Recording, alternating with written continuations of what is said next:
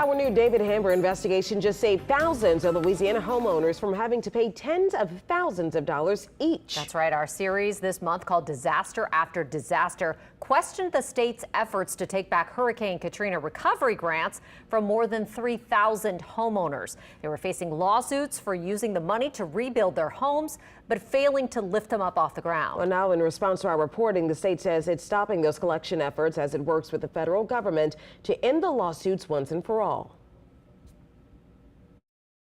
So it was the new vinyl siding, right? The vinyl siding, yeah. Celeste Matthews used a grant from the state's Road Home program to rebuild her house after Hurricane Katrina. Like thousands of others, she got additional money to raise her house off the ground and out of the way of future floodwaters. Matthews says Road Home representatives told her she could use that extra money to finish repairing her house instead of elevating it. But now the state says it wants that money back. It's suing Matthews and 3,500 others, demanding they return $30,000 elevation grants because they did not raise their houses.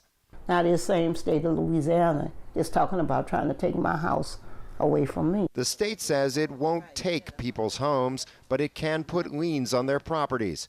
It says it doesn't want to sue homeowners either, but the U.S. Department of Housing and Urban Development provided Louisiana with billions of dollars for the Road Home, and the federal agency wants any misspent money returned. We're paying attorneys to sue our own citizens now, which is not the thing that we would like to be doing. In 2016, Louisiana sued ICF Emergency Management Services, the contractor it hired to run the Road Home program from 2006 to 2009. The state claims ICF's negligence led to millions of dollars in erroneous payments to homeowners. ICF has denied breaching the contract in court records. A company spokesperson told us ICF worked within the policies put in place by the state.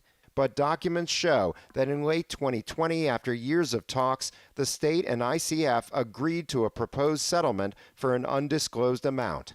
It's fair and it's reasonable, and we hope HUD will feel the same. Louisiana Commissioner of Administration Jay Darden says the settlement is less than the $103 million HUD wants back from 3,500 elevation grants. But Darden believes the ICF settlement should be enough to satisfy HUD. When the ICF case gets settled and we ultimately get the closeout from HUD, all the pending cases are going to be dismissed. The judgments are not going to be pursued. I mean, this would end everything. But amid all this hopeful talk, our investigation with our partners at the Times-Picayune and ProPublica found the state's collection lawyers at the Shows, Cowley & Walsh firm moving in the opposite direction.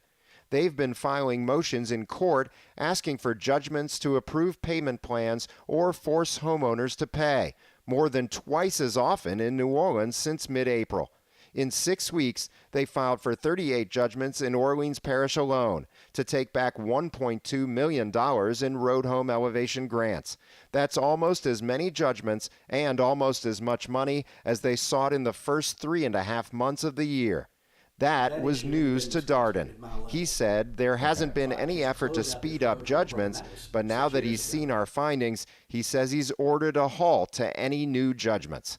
There's no reason to try and take any more cases to judgment. Our stories about the lawsuits earlier this month sparked outrage. From the New Orleans City Council, this revictimization of people simply trying to make it home is unacceptable. To Capitol Hill, where Congressman Troy Carter said he's been working to get the lawsuits stopped. And to retired Army General Russell Honore, who led troops into New Orleans to start the Katrina recovery almost 17 years ago. The government is good at writing big checks. The government sucks at writing, when I say little checks, in the amount of $30,000 to $200,000. They're not good at it. And Darden said our stories have grabbed the attention of HUD Secretary Marcia Fudge and intensified talks between the state and HUD. I mean, I've had a conversation, obviously, with the Secretary. The Governor has been in touch with the Secretary. They know this is pending, and they're in the process of reviewing it right now, going through whatever processes they have to follow. But what about the hundreds of residents who've already agreed to payment plans? Those payments will continue for now, but Darden told HUD he wants to stop collecting from them too. After a career as a hospice nurse, Donna Hilliard was going through her own cancer treatments when she says she felt bullied into paying the money back by multiple lawyers from Shows Calley and Walsh, including senior partner Mary Calley. And I'm angry as hell because at the end of the day, I give back to this community all the time. Mary Calley said it's patently false that she ever pressured a homeowner. We spoke to another homeowner and a lawyer representing two more, and they all told similar stories about phone calls with the firm's lawyers. I would assume that they have not made these kind of calls to try and force people. That certainly would not be proper to try and force them into signing something or force them into some kind of relief. But Hilliard says she never would have agreed to pay the money back otherwise. After all, her house never even flooded in Katrina. It's on higher ground and it's already elevated. When the road home first offered her an elevation grant in 2007, court records show she and her husband said no. But 2 years later, they were awarded the $30,000 elevation grant anyway. And I questioned it, and I was just told, oh, don't worry about it. In February, they agreed to start paying the money back at $250 a month for 5 years with a $15,000 balloon payment at the end.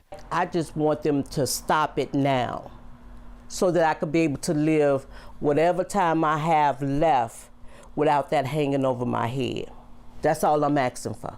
And remember Celeste Matthews, whose story inspired all these calls to end the lawsuits? The same day our story aired, Shows Calley and Walsh sent Matthews a letter saying they would seek a judgment against her too. Now, after our reporting, the hope is that will never happen. David Hammer, Eyewitness News. A HUD spokesman declined to comment on a settlement talks, except to say the federal agency is working with the state. Darden said it's in HUD's interest to stop the lawsuits as soon as possible because the legal fees paid to Shows Calley and Walsh, $11 million so far, will come out of this money the state owes to HUD.